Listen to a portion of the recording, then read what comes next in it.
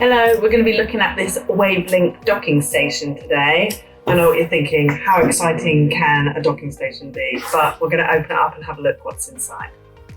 So first with the fun part, to open it. I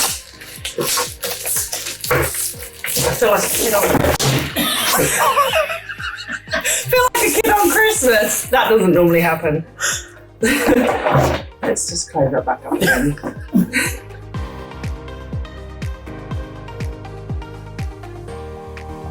This dock's got loads of connections. It's got 4 USB 3 connections that you can use for your mice, keyboard, headset. It's got DisplayPort and HDMI connections if you want to connect up to 2 displays.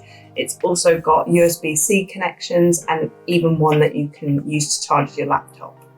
So this docking station is great for at home or in the office for all your docking needs.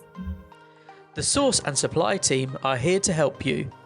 Contact Select Technology today.